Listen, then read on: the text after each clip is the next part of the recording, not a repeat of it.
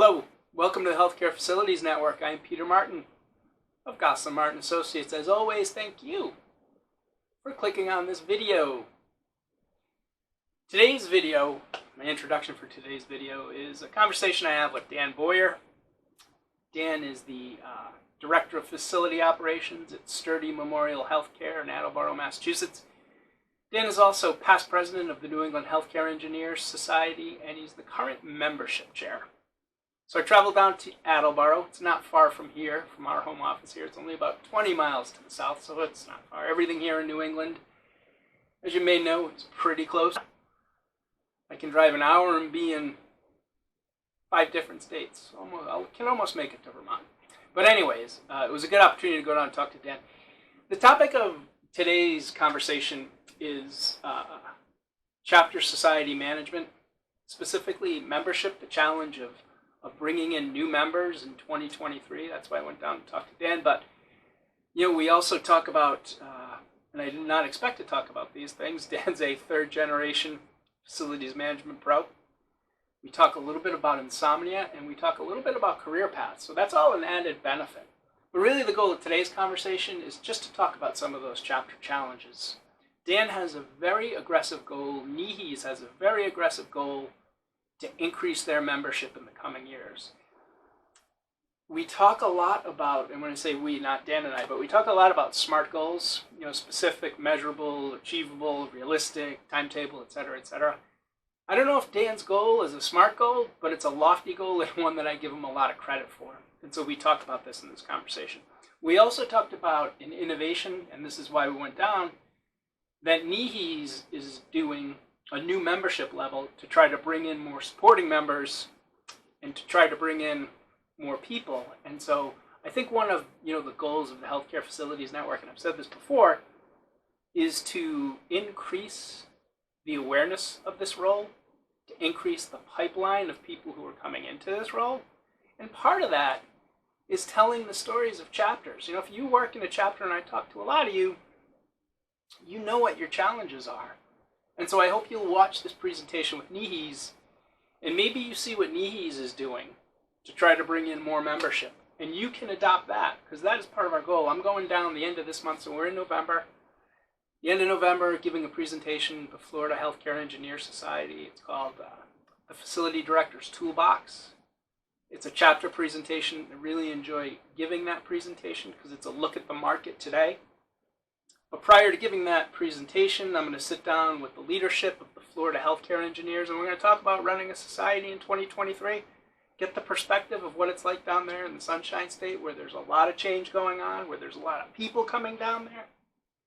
And so that is yet another avenue to tell stories and to hopefully maybe chapters can learn from one another, because you have enough challenges these days. If we can simplify, can help you simplify what you do, then that's a good thing. And I would just say one last thing, and then I'll kick it over to me and to Dan. If you are a chapter and you want to tell your story and you have a story to tell, feel free to reach out to me. Would love to have you on the Healthcare Facilities Network. Would love to be able to share with the rest of the country what New England is doing, what Illinois is doing, what Florida is doing. And if you're a chapter and you're looking for an educational session, 1-hour educational session. We do a lot. We cover a lot of ground. A lot of good career advice, if I do say so myself. Then feel free to reach out to me on that too. So with that, I will kick it over to me and to Dan. I thank you for watching, and whether you are in a ASHE chapter or not, I think you'll enjoy this conversation with Dan. Hello. And welcome to the Healthcare Facilities Network. We are on site, Sturdy Memorial Hospital in Attleboro, Massachusetts, with my guest, Dan Boyer. Hello, everyone. Dan is the Director of Facility Operations, right, Dan? Is that your official title? Yes, sir. So Dan's the Director of Facility Operations here at Sturdy Memorial.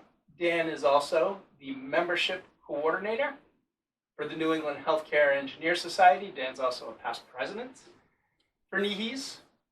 And we're here today. NIHES has a new initiative that they're rolling out. And as the membership coordinator, I wanted to talk to Dan a little bit about that. I'm sure it's a struggle these days to find and attract new members. You try different things, and so I wanted Dan to talk a little bit about that in the hopes that, perhaps other chapters can do something similar to what Nihi's is rolling out. But before we do that, Dan is also a third generation. That's right. That's right. Third generation facilities director. My grandfather did 30 years with Truesdale Hospital. My uncle did 54 years with Charlton. Wow, 54. Was prior to Charlton, it was Truesdale. My father at several hospitals worked. He did 50 years between Truesdale and Charlton and Women and Infants, and ultimately ending at St. Luke's in New Bedford, Massachusetts. And my brother as well is the chief electrician over at Women and Infants Hospital. He's done 31 years there, and I personally have 31 years of experience. So as a total, my family now has 196 years in healthcare engineering. Wow, that's a lot of that's a lot of years. Yeah, it really is. I'm very proud of my family's legacy in healthcare, and my uncle is a past president of Nihi's as well. My father was a member, and as was my grandfather years and years ago. Wow. So did you know when you were a kid that this was the career path you wanted? No, actually, my career path I actually thought would eventually take me into the power plant industry, and for a short time it was.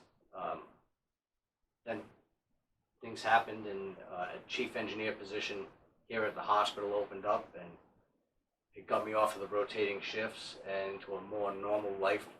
And I can't say that I'm upset about that at all. So interesting that Dan would call the director of FM role a normal life. So what was life like back then? Oh, working rotating shifts, 12-hour shifts. You'd work 14 12-hour shifts inside of a 3-week cycle, and then you'd have 7 days off in theory, but you were responsible for coverage for when people took time off. So in the 13 4-week cycles you get in a year, you get that week off perhaps 3 times. So you became director. Was your primary motivation, I mean, I know you had children, they were probably younger at the time. Was your motivation just to have a more normal life where you could be with your kids, be with your family? Yeah, it was definitely that. The working the rotating shifts really took a toll on my psyche and my body. What did it do to your body? Well, I found sleeping at night was almost impossible. I suffered from insomnia very, very badly. Some nights I couldn't fall asleep before 3 a.m. Wow. And I'd have to wake up at 5 to go to work. Wow. So, yeah, insomnia was terrible.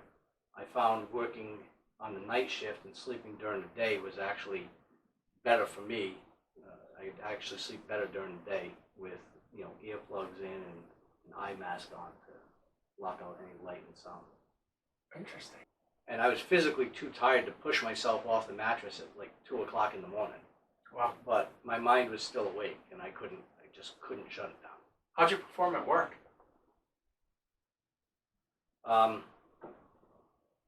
There were some days where I think I was more on autopilot than actually working. Yeah. It was just the body remembers what I needed to do.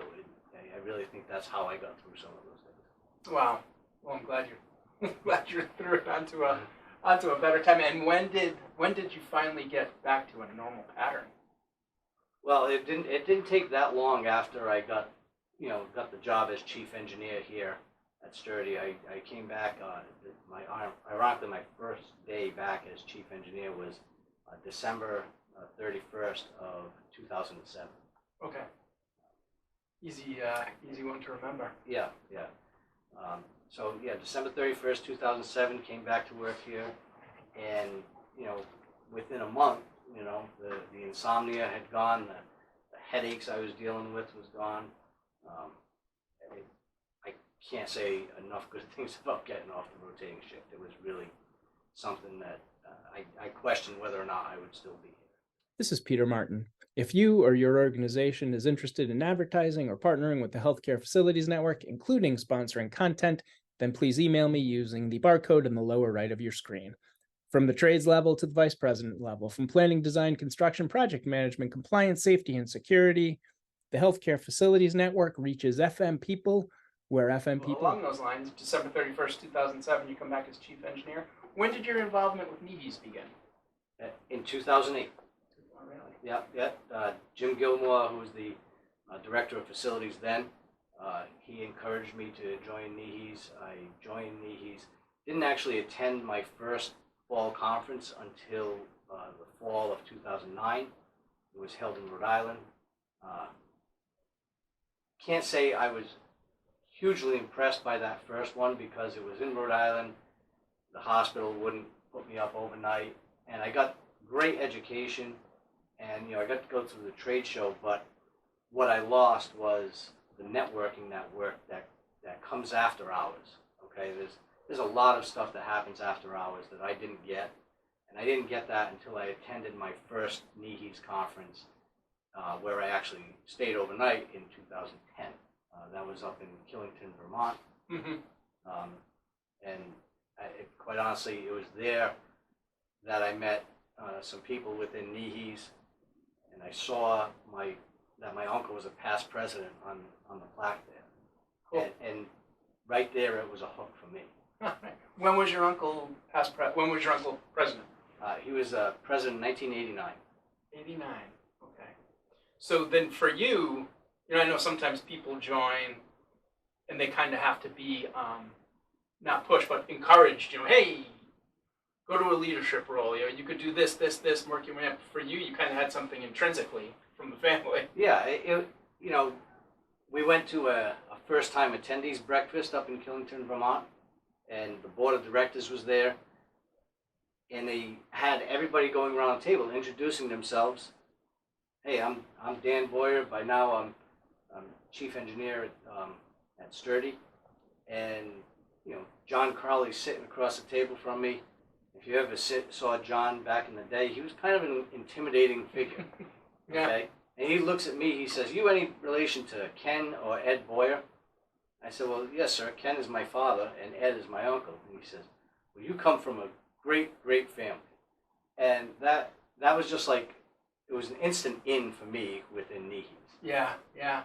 I worked with John when we were at Steward Healthcare, and you're exactly right. When you don't know him, he's got the booming voice. He's smart. He's intelligent. He looks sharp. He's always dressed well. And then once he knows you and likes you, John would do anything for anybody. Yeah, absolutely.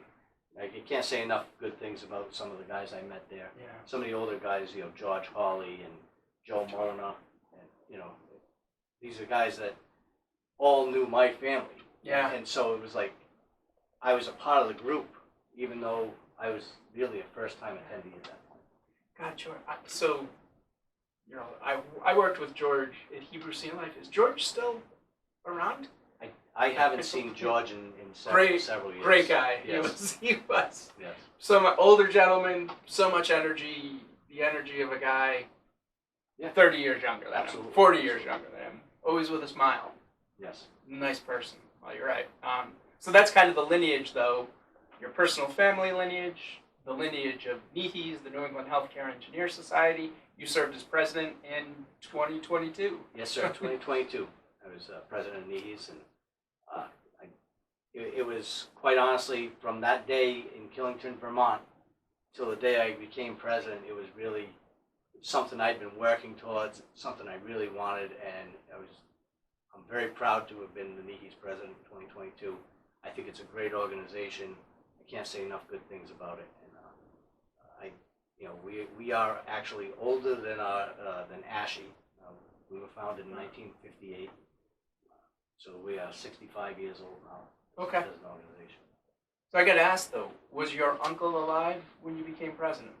No, sir. My uncle passed away. 12 or 13 years ago now.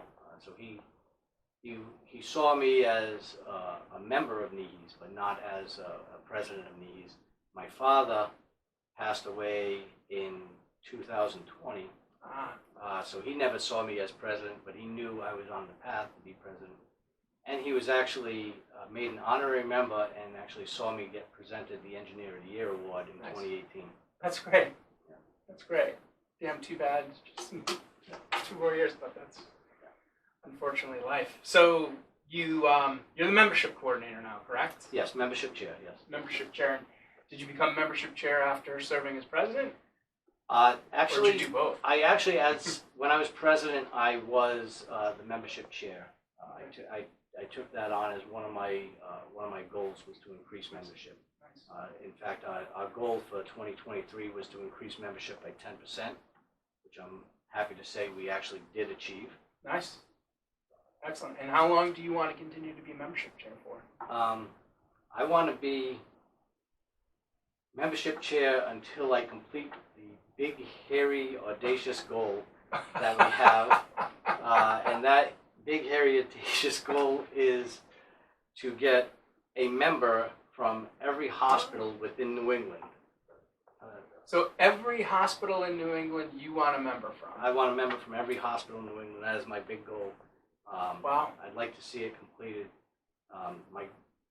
Right now, the goal is 10% more healthcare organizations, hospitals, with membership this year.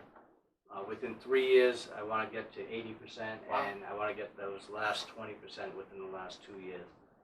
So it's a five-year plan to get there. Right now, we are at 40% of hospitals have members in 40. So we've got a long way to go. We have a strong organization. I think we offer a lot to both active and supporting members, and I think it'll be a good goal, and it'll provide. If we can complete this goal, it will provide tremendous value to our supporting members, who obviously are the ones really paying the bills for NEHES. Yeah. So that's a great goal. And so if you are watching this and you're at a hospital that's not part of NEHES, then you got to help Dan and the organization fulfill Yes. their goal. Yes, please. That's a worthy goal. And do you you said 40% of the hospitals roughly have NEHES. How many hospitals are there in New England? We actually, I went to the CMS website, Okay. and that's where we got the numbers from. So CMS lists 208 member hospitals within New England. So 208. I would have guessed 208. I think I would have probably guessed lower than 208. Yeah, some states are very small, right? State of Rhode Island only has a dozen. My home state. Yeah. Not anymore, but more there. So Rhode Island only has a dozen, but in Vermont only a few more than that. Yeah. So the bulk of them are certainly in Massachusetts, Connecticut, and Maine and New Hampshire, but Massachusetts, Connecticut certainly have the bulk of those 200. Yeah. How are you? And I do want to get into the corporate membership program, which is why I'm here. But how are you going about the task of trying to get those hospitals that aren't involved in NEHES? So on our membership committee, I'm trying to get a member from every state to be on the membership committee, and we actually have the states broken down on smart sheets for the different hospitals, and you can certainly see on those smart sheets where the hospitals have representation and where they don't. So for me, I'm making cold calls on Fridays. I put a thing on my calendar, and I make cold calls on Fridays. So if you get a call from me, please pick up the phone. He's one of you. He's not I am one of you. And I do have to admit, when I do leave a voicemail for somebody, I leave it as the director of facilities operations, not as the membership chair of an organization, because I feel like I'm more likely to get a call back. You've entered the world of cold calling. Do you get calls back? I do. Yes, I get calls back. Not from every single one that I met, but one from I think it was South Shore Hospital. So nobody from South Shore, huh? They are now. They are now, good. And I mean, that's kind of surprising. You would think, South Shore is a big, well-known hospital just outside of Boston, and you would think somebody would be there. But so that effort resulted in Joanne signing up as a member, yes. Good job, Joanne. Excellent. Well, good luck with that. So let's talk about the corporate membership. And so I'm not going to read the whole thing. Just the corporate membership in the society, which is NIHES, shall be available to manufacturers, vendors, contractors, distributors, service providers, architects, and professionals by payment of dues at the corporate member rate. I'm going to skip the rest. Corporate membership allows for up to 5 supporting memberships for the company at a cost of $300. Now, to me, Dan, that seems like a heck of a value.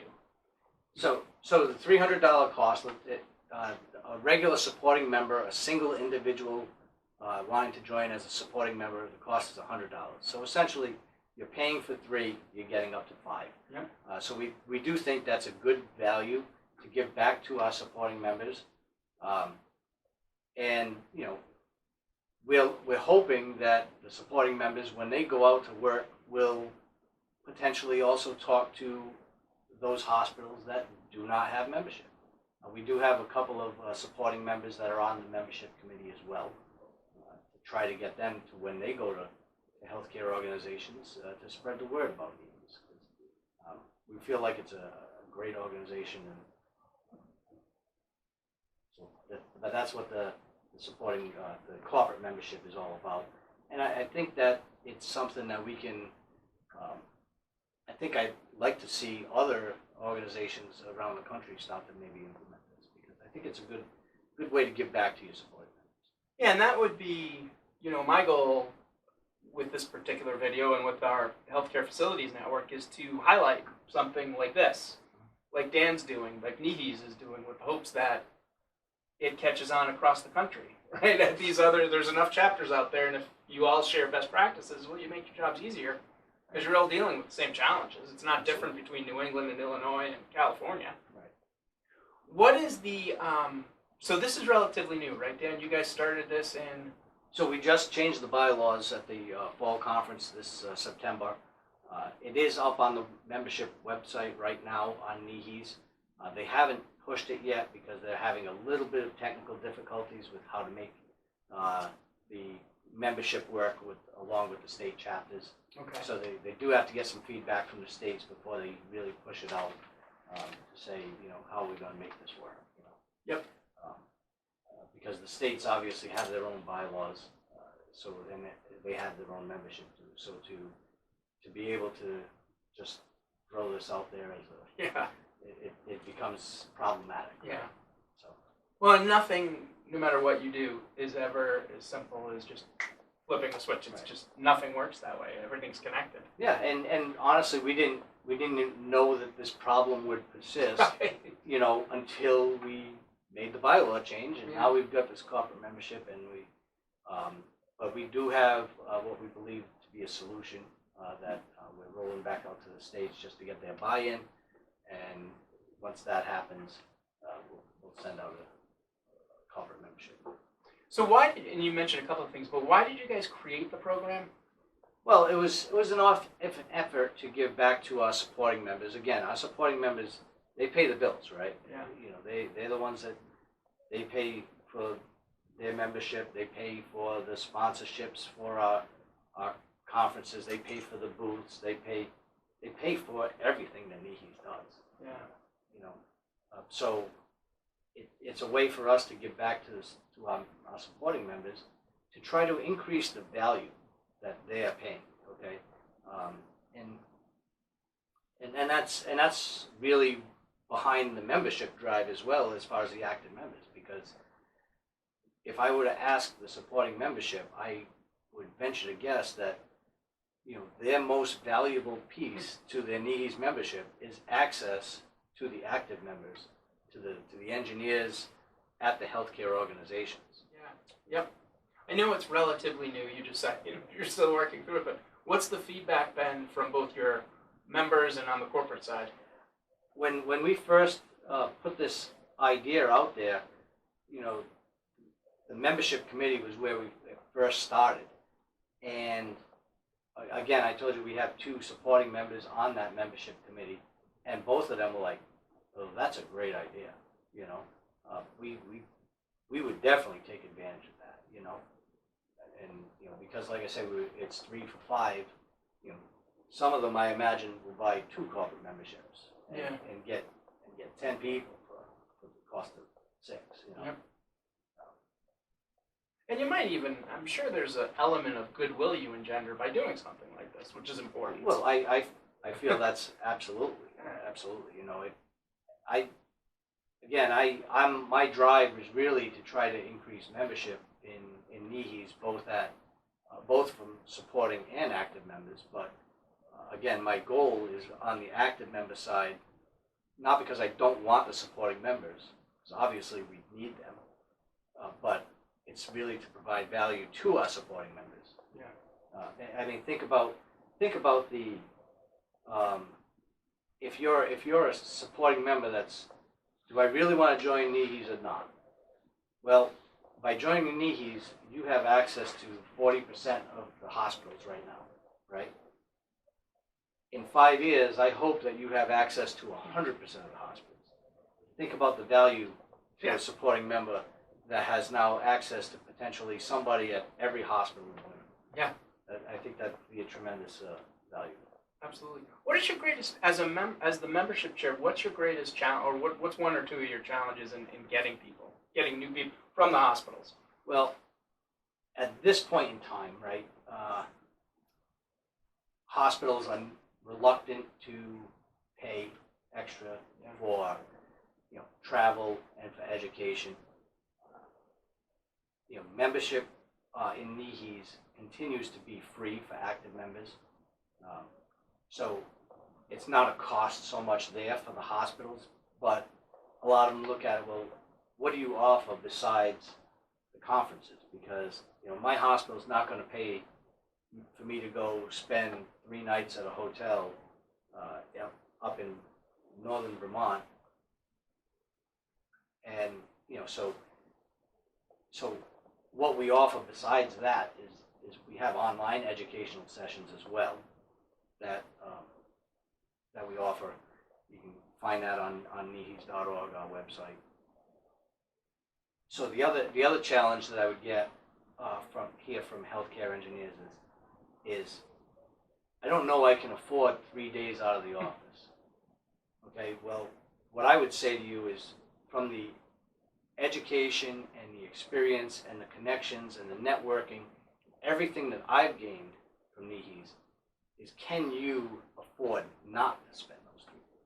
Yeah. And you've got to figure, you know, as you talk about kind of the benefits, as organizations hire people who may not have hospital experience, healthcare experience, facilities experience, this is a built-in network. The one thing about you guys, and you know this, and it's really everywhere across the country, they're going to help you. Like, if somebody comes to you with a question about compliance or boilers and they say to you, I'm new, you're not hanging up the phone. I'm not hanging up the phone, and if I can't answer their question, the chances are pretty strong that I know somebody that can answer that question. Yeah. And either I can reach out to them, or I can give them a way to reach out to them and say, hey, make sure you mention my name, because, you know, but you don't even have to mention my name, because I don't think there are a handful of guys that would even hang up the phone on you if you call with a question. Absolutely, yeah. And actually, it's funny, if you put it in those terms, where you talk about you can't afford not to, okay, the cost of a hotel for 2 nights, 3 nights, versus the cost of your person gets you in compliance trouble. What's the cost? Exactly. Beyond that, there are scholarships available that NIHEs puts out. We budget about $50,000 a year for scholarships. We send people to the ASHE PDC, the ASHE, what used to be the ASHE annual conference. Gotta get used to that one. Yeah. Innovation? Technical and Innovation Conference now. Yeah, innovation's a big word. A lot of people are going, innovation, so that's the new buzz. Yes. So we spent $50,000, or budgeted for $50,000, to send people to the ASHE PDC, the ASHE annual the NEHE's Spring Seminar, and the NEHE's Fall Conference this year. And, we sent, I think it was 16 people down to San Antonio.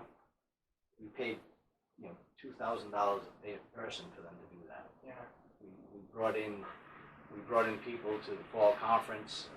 The NEHE's paid for their hotel and their conference. And, so we give back quite a bit to our active members. And so, the cost, really, it shouldn't even be a significant lift for our facility. Yeah, yeah. And I would say, just kind of in closing, and I'm not saying this because I'm across from Dan, and I know most of the people here, but the value out of NEHE's, just the networking component. We haven't even really touched on the technical. You've touched on the technical part of it. That technical education you get and the access. I'm not selling it for you, but it's just worth it because I see the people out there struggling. Yeah. I mean, NEHE's has been a great organization for me personally. Obviously, I had the immediate connection with NEHE's, and I know that not everybody's going to have that immediate connection. But, the nice thing about the people that are in NEHE's is we're always available. It is great value. Give Dan a call. Thank you for watching. Peter Martin from the Healthcare Facilities Network. Dan Boyer, thank you for joining. Thank you, Peter. Have a great day. Thanks for watching, and give Dan a call. We got to get him to 100% in 5 years in hospitals across New England. Thank you so much.